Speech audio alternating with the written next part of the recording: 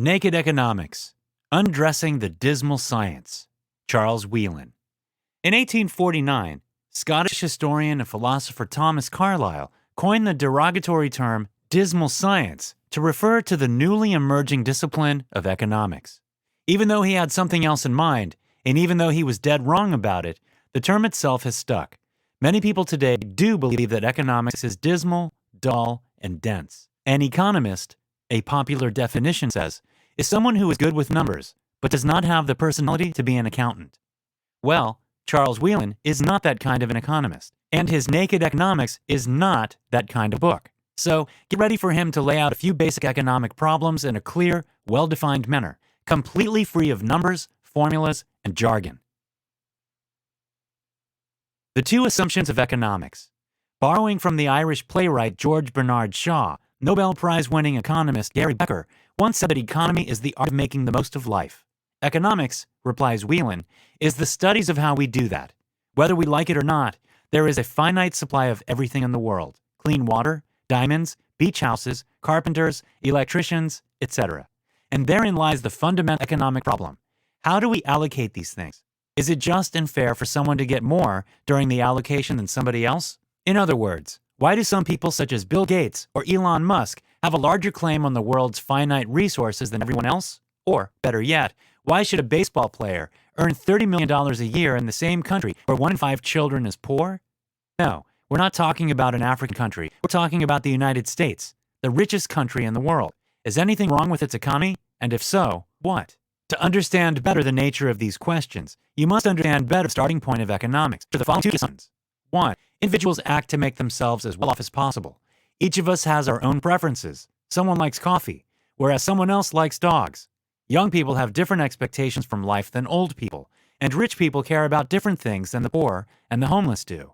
However, all of them, young, old, rich, poor, seek to maximize their own utility, a concept similar to happiness, but a bit broader. Maximizing utility means trying to make yourself as well off as possible. It is not synonymous with living selfishly, because someone might feel happier and more useful when they help other people. Just as well, a person's attempt to maximize their own utility needn't end in success. However, even if a person makes the wrong decision, the assumption of economics is that they will try to make the best one, given whatever information is available to them at a given time. 2. Firms attempt to maximize profits. The second assumption of economics is that firms, which can be anything from an artist to a hot dog vendor, from a startup to a multinational corporation, will always try to make as much money as possible. They must decide what to produce, how and where to produce it, how much to produce, and at what price to sell what they produce. These are all complex decisions, but they all come down to a relatively simple guiding principle: what is going to make the firm the most money in the long run? 2 answers to the allocation problem. There is a very famous Cold War anecdote about a Soviet official visiting an American retailer. "Very impressive," he mutters after noticing the thousands of different products on the brightly lit aisles. "But how do you make sure that every store has all of these items?" The story is interesting because it shows the different ways people have tried to solve the fundamental problem in economics: impartial allocation in the face of scarcity. Dissatisfied with the wage gaps and the frightening disparities in the Western world, over the course of the 20th century, the Soviet Union and a host of other countries attempted to reorganize the economy in a way that would make sure that everybody received an equal share of the resources. To do this, instead of allowing every firm to decide what to produce and at what price to sell it, they introduced something called central planning. In a centrally planned economy, the government is responsible for everything related to the economy. In the Soviet Union, government bureaucrats directed both the number of university students allowed to study literature in Moscow and the number of soap bars an Irkutsk factory was supposed to produce in a month. In the end, writes Wheeler, the task of directing everything proved overwhelming for the government, and the system collapsed. True, in communist countries, the disparities weren't as large as in capitalist countries, but the lack of competition led to a lack of incentive for success and, consequently, to lower living standards. When all the ice creams are priced by the government, and when the prices are the same everywhere, what would motivate an individual or a firm to be better off? In capitalist countries such as the United States, there is no central authority that tells firms what items to stock and at what price to sell them. This is called a market economy. At first sight, the concept might seem just too anarchical to work, but in reality, it isn't so. It is not from the benevolence of the butcher, the brewer, or the baker that we expect our dinner, wrote Scottish philosopher Adam Smith in 1776. but from their regard to their own self-interest. We address ourselves not to their humanity, but to their self-love, and never talk to them of our own necessities, but of their advantages. In simpler terms, there are unidentified social benefits of an individual trying to maximize their own utility or a firm attempting to maximize its profits. Acting solely in your self-interest, you are contributing toward an overall equilibrium between supply and demand. That is, between the quantity of a certain commodity that firms wish to sell at various prices and the quantity that individuals wish to buy. If firms can't sell a commodity at a high price, they will lower the price. If they still can't sell it, they will stop producing the commodity. Your job is to only buy what you want, and at a price you think is just. The power of markets. A market economy is to economics what democracy is to government, writes Wheelan, a decent, if flawed, choice among many bad alternatives. Markets are consistent both with our views of individual liberty and our views of human nature.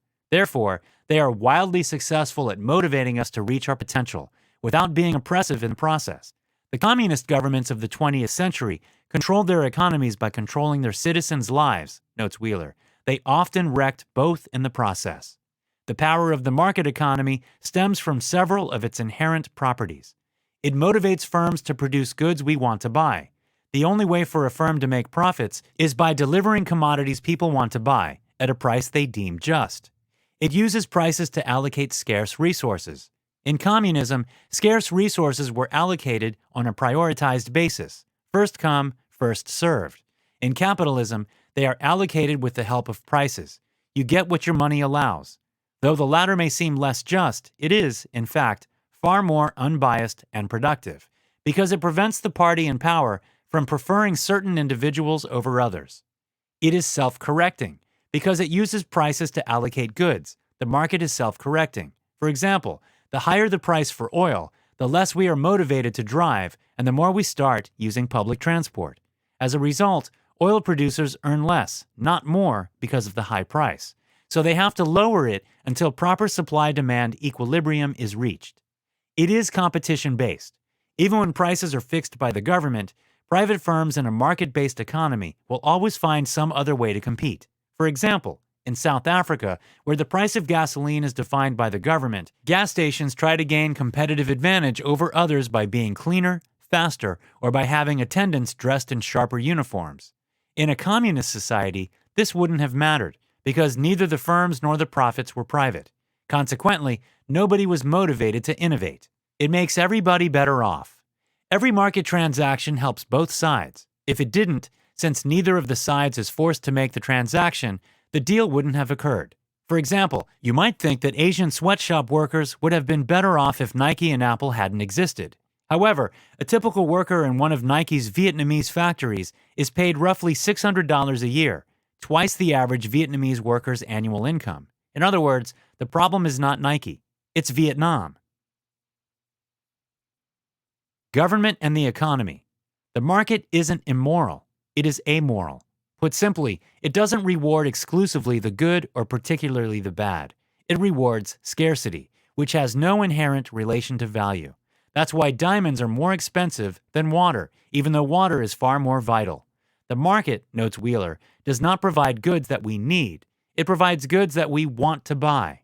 In other words, no matter how much we might need something, firms aren't incentivized to produce that something if we don't want to buy it. Conversely, they have all the motive to produce something else that is detrimental to everybody, provided enough people are willing to pay for it. Therein lies the biggest problem of the market. People almost always know what they want. However, they rarely know what they need. For example, we all need clean air and a healthy climate. However, we take them as a given every time we want to buy a car. More importantly, we are not asked to compensate asthmatic children who will be made worse off by the exhaust our car generates, nor are we asked to mail off a check to some Pacific Islander for contributing to his entire country going underwater. Even though our decision to buy a car directly affects these people, they don't have a say in it. This is what constitutes something economists call an externality, which is when the social expenses of one's behavior exceed their private costs. This is also where the market becomes a problem, rather than a solution to one. The crucial role for government in a market-based society is dealing with externalities such as this. Different externalities are dealt with differently by different governments. Some externalities, such as cigarettes, are taxed, whereas others, such as drunk driving, are banned. Yet a third group, such as noise, forms a gray area. However, even in gray cases, raising the private costs of an externality to match the social consequences should be beneficial. For example, should your neighbor have to pay you every time he plays the drums? If he did, he would probably play music less often or find a better location to be loud. That's the second thing governments need to care about in a market-based economy: legal frameworks. By clearly defining and protecting relevant property and individual rights, and by properly taxing externalities, rather than hampering them, governments actually help the market function properly. The final role of the government in a market-based economy is providing public goods. That is, things that make us better off but would not otherwise be provided by the private sector. All public goods have two prominent characteristics. One, the cost of offering the good to thousands of users is the same as the cost of offering the good to one user. And two, it is impossible to exclude persons who have not paid for the good from using it. Think of parks and open spaces, for example, or a missile defense system. Everybody gets something out of their existence, but would everybody pay for them if they were owned by a private company? Firms cannot force consumers to pay for these kinds of goods. Governments can, and, well, they should. Final notes. Wheelan has produced a delightfully readable guide to economic literacy, writes Burton Malkiel, the author of the wonderful A Random Walk Down Wall Street, in the foreword to Naked Economics. By boiling economics to its essentials, he makes the reader a more informed citizen who can better understand the major economic issues of the day.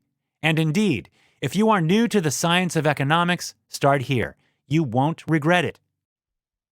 Hi, I'm Rhonda, and this is an exclusive audiobook video recorded for the Audiobook Master Channel. Enjoy your audiobook and have fun learning. Don't forget to subscribe and hit the notification button so you'll get updated on our next upload. If you liked the video, give us a thumbs up and say your thoughts about the book we just covered.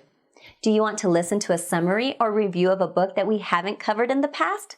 Say it in the comments below or send us a message. Don't forget to check our other uploads. Enjoy listening!